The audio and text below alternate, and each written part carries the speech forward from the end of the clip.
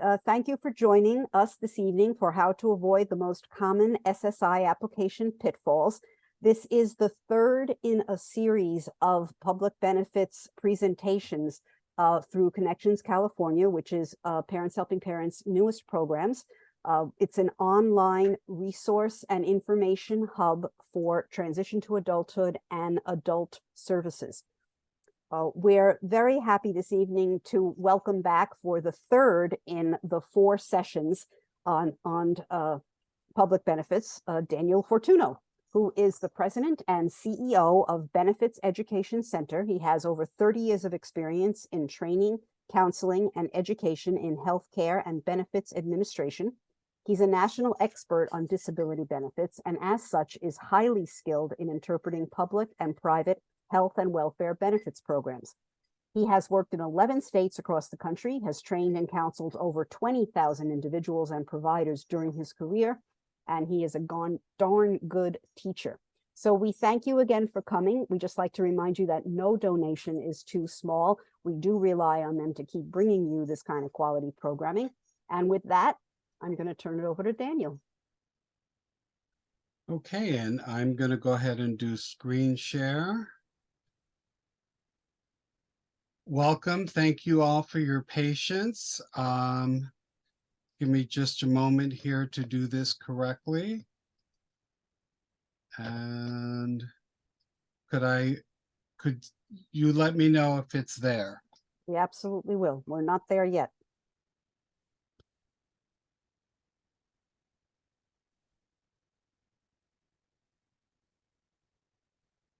Are we there?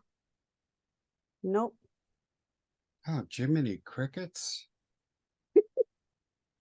Okay, so let me exit. We're aging ourselves with that one. Let me see what is going on. Screen share. Post disabled screen share. It's saying it's disabled. Oh, you know what? That's me. Oh. So we don't get to blame it on my age? No, we blame it on my age. There you go. We'll You should be fine now. We'll make this worth your while. Good thing we can edit all of it out. Okay, so let's do it again. Square screen. Square screen, and we're good to go. Okay, and is it almost? We're almost. Yep, play. We are good to go. Thank you, everyone, for your patience. It's Thursday. We're all a little punchy. Okay. Thank you. All right, most common SSI pitfalls. Why isn't it working? There we go. Okay. Okay, rumors and negative experiences versus fact. People have nightmares, and just because somebody has an accident down the road doesn't mean you shouldn't drive a car, and you need to have the expertise how to drive the car so you don't have that accident.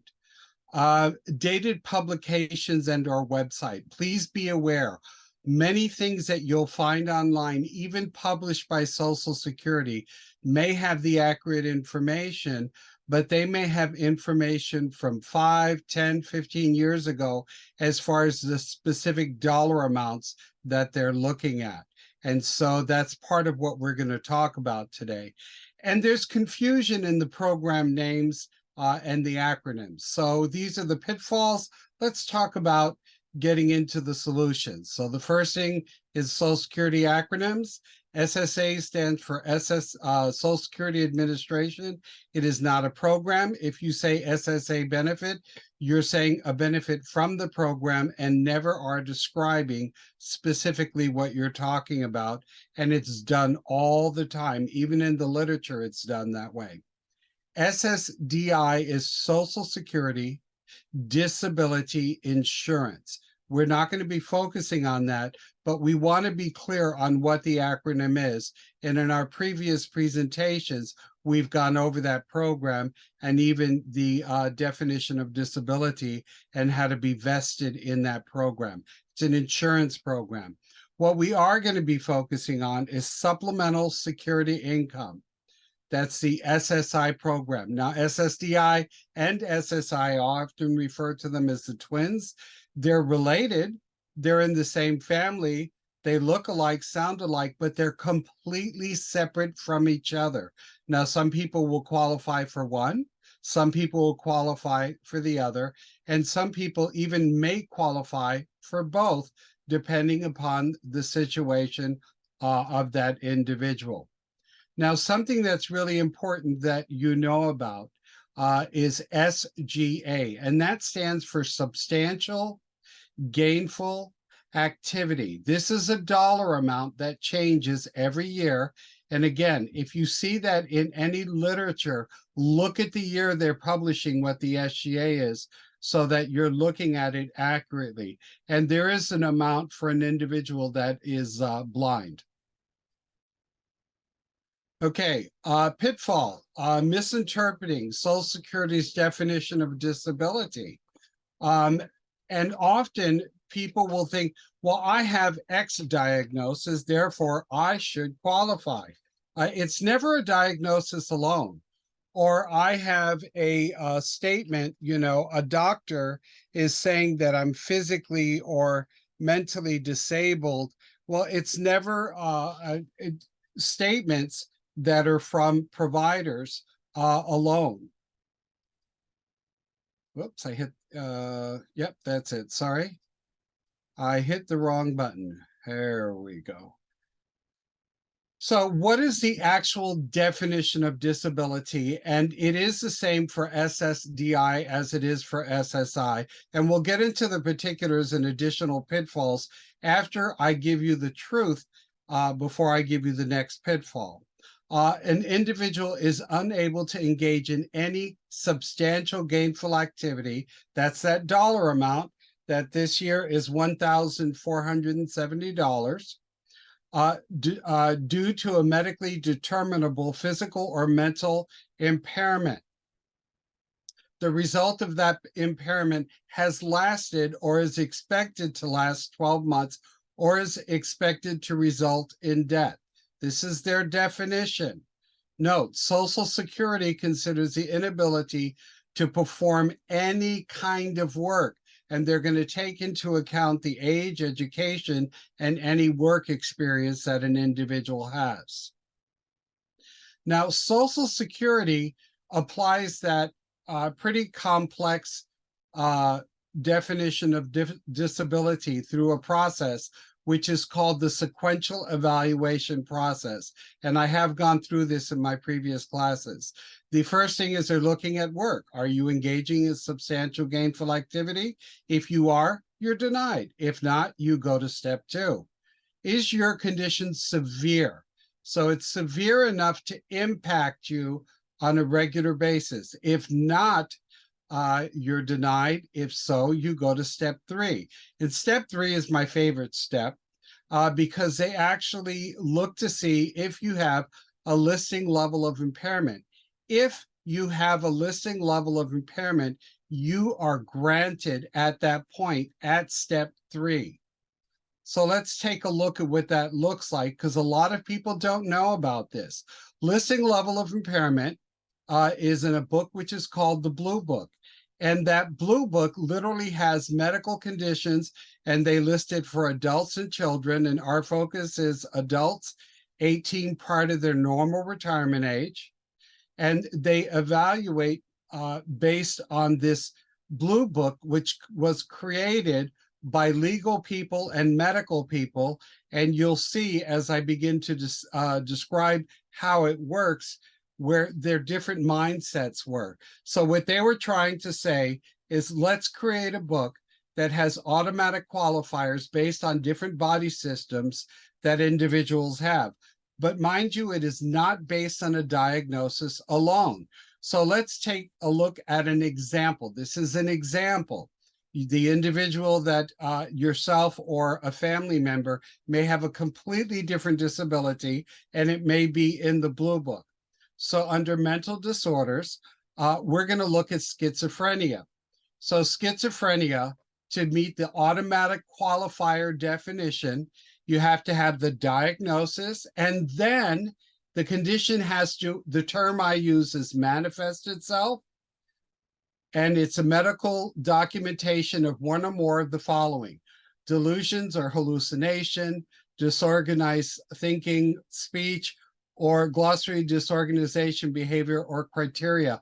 Now, mind you, it's like a recipe, and it's not just one of those three. It's one of those three and extreme limitation or marked limitation of two of the following areas of mental functioning. So then they get into understanding, remembering, or applying information, interacting with others, concentration, persistence, maintain pace, adapt, manage oneself.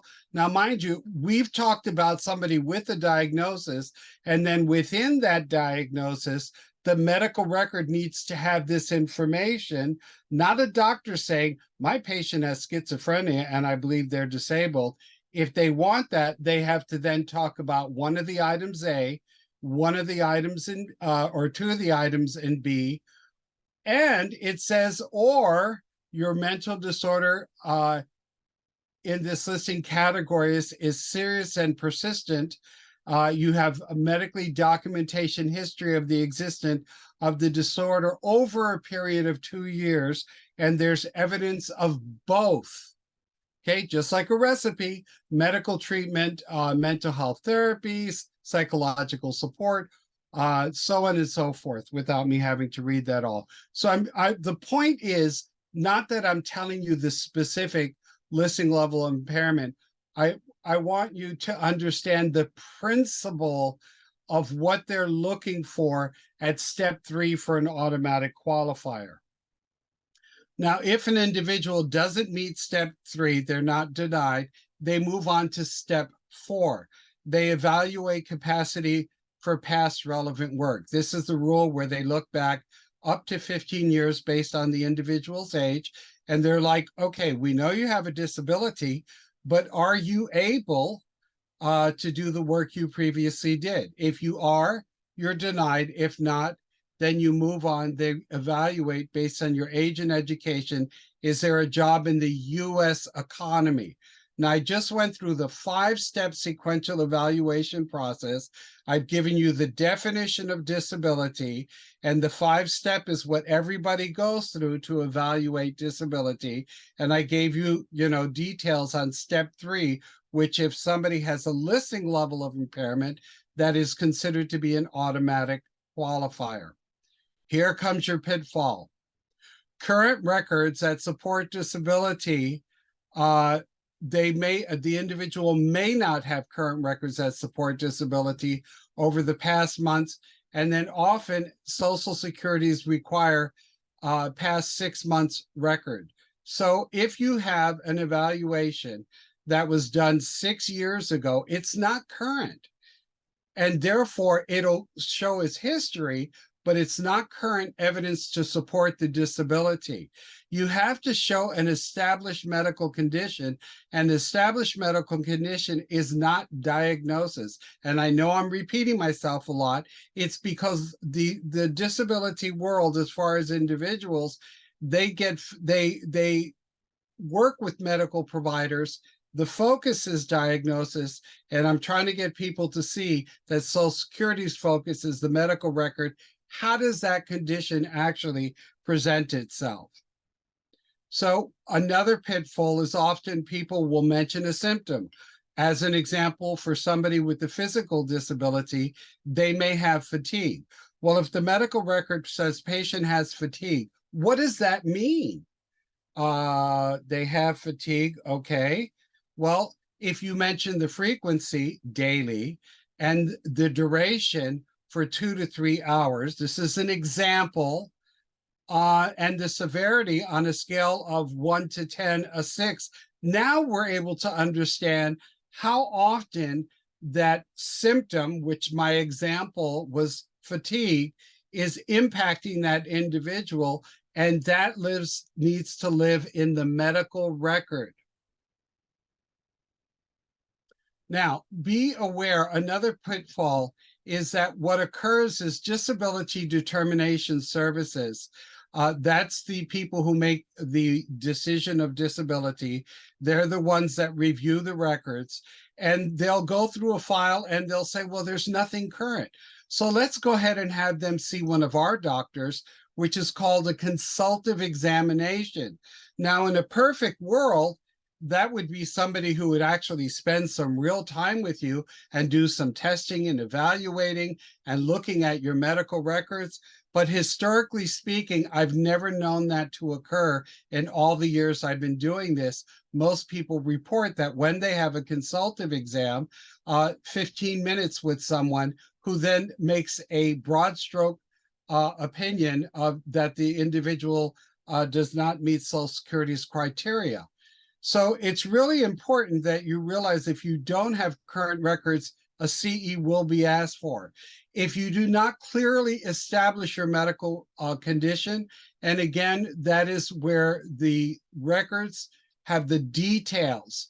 And third, the issue is sometimes your doctor's records will be asked for. They don't make it. They ask for the doctor's records again. The doctor's office is busy. They don't make it. And they say, well, we can't get any records, so let's have you do a CE. So CEs are not our friends. You can't just say, I'm not going to go to a CE. If you're asked to do a CE, I always tell people, find out if they have your current records. Secondly, verify that your records clearly establish your medical condition.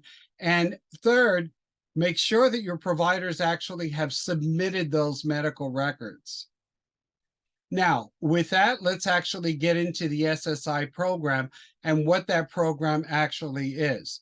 So SSI has no contribution requirements.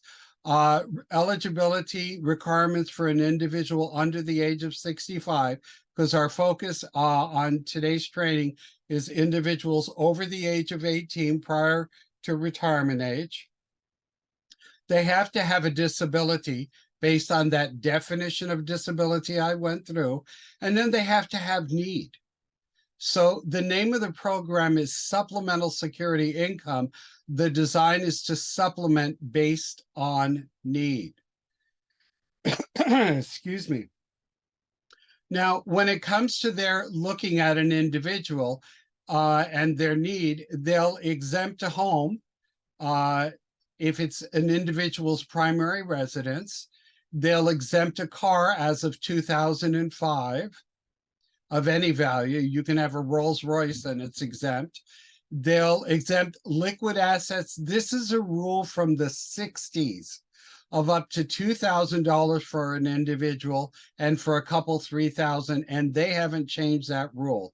It's illogical, but it is the structure of this particular program. We'll be talking about how that young individuals can get and develop savings greater than that shortly. Items related to the individual's disability are disregarded.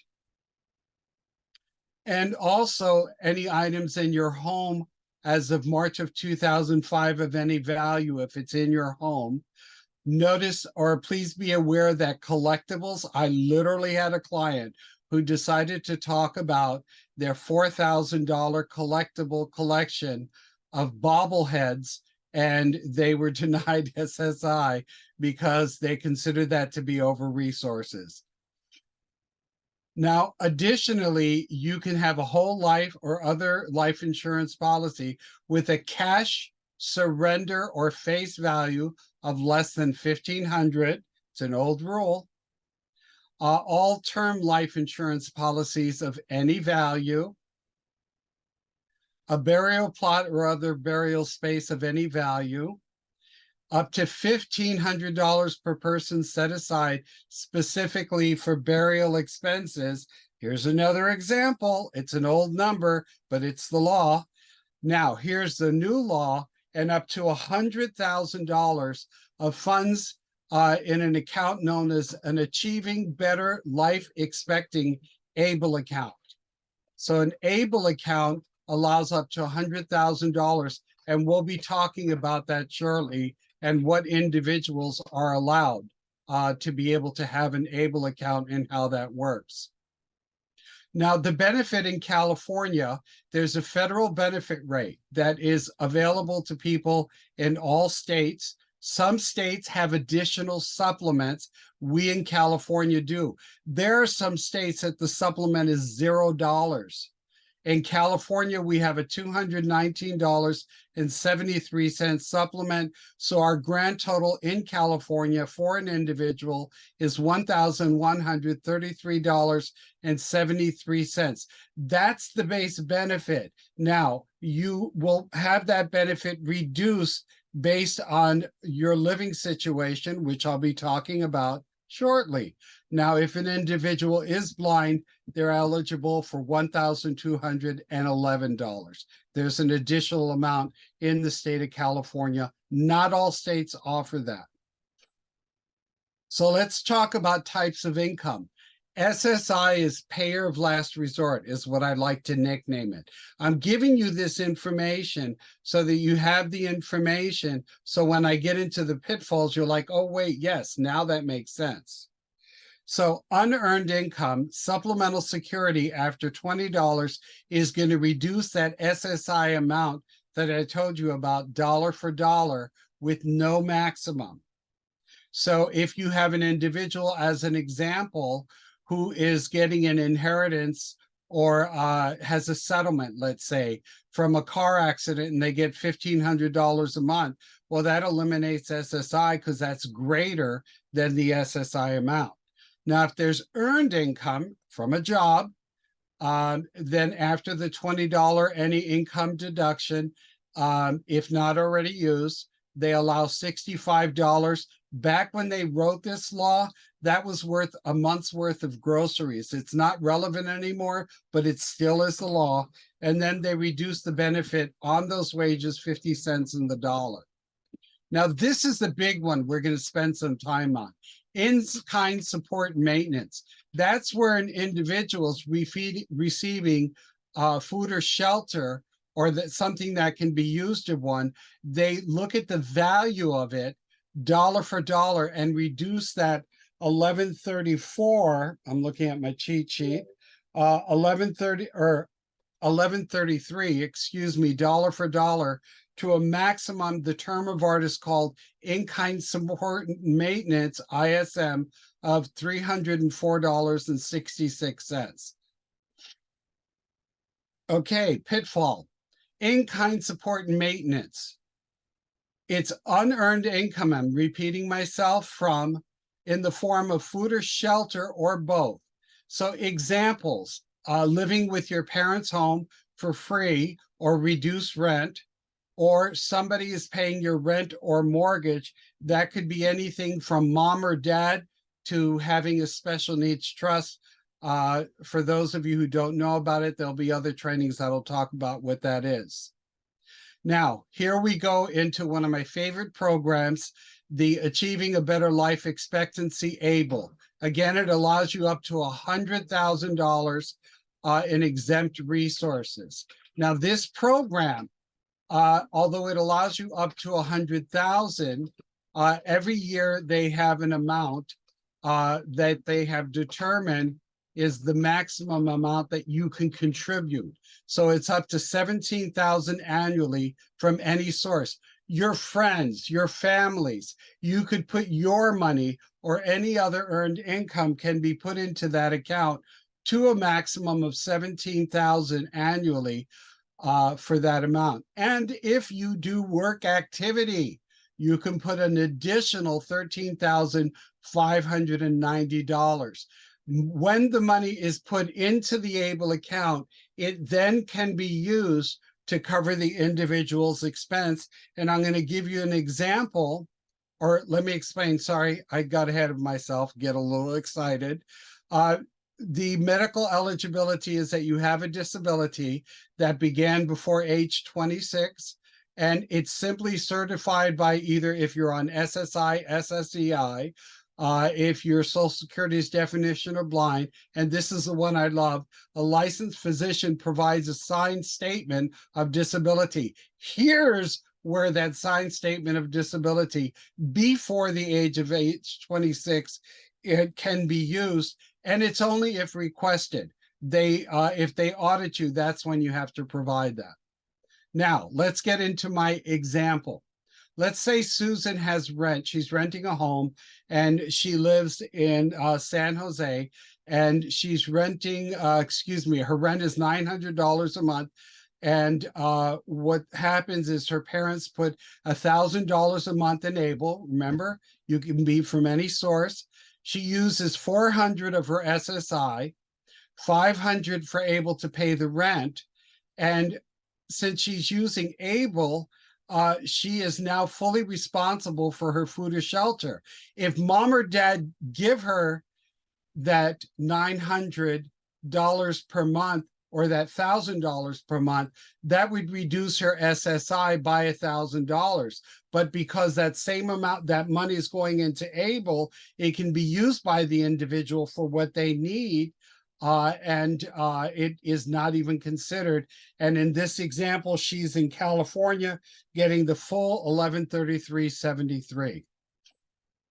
Okay, another thing to consider, continuing disability reviews. For the SSI program, when it comes to resources, they are going to review it annually. Supplemental security income based on need. Every year they're going to verify what you have in checking and savings. How are you using the money? Do you have an Able account? And they basically look at the Able account, the contributions. I've never had a problem with that. If there is work activity, they do continuing disability reviews to review the work and how it's going to impact the SSI benefit. As I told you, after basically $85, there's a 50 cents on the dollar reduction of the SSI benefit. Medically, every 1 to 7 years. This is the most important one. People think, well, I'm disabled forever and ever. Social Security puts what they call a diary date. And the diary date is, we're going to go ahead and review your case to verify, to see if you've improved. And then they determine it's going to be 1 year, 2 years, 3 years, or 7 years.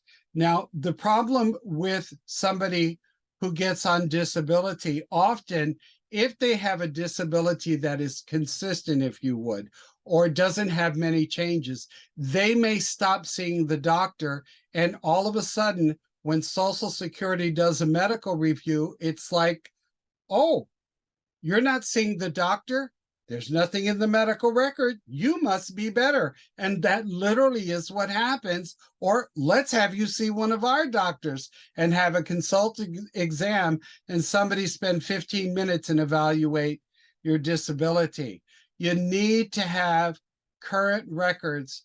And I tell people minimally twice a year, preferred 4 times a year. Even if you have a disability that doesn't change, make sure that your record has your truth in it and it captures your limitations from disability. If you're dealing with fatigue and you continue to deal with fatigue, as an example, your medical record captures that. Even if your doctor's like, well, they, capture it, get it in the medical record, because the medical record is how you tell your story. And now I'm open for questions.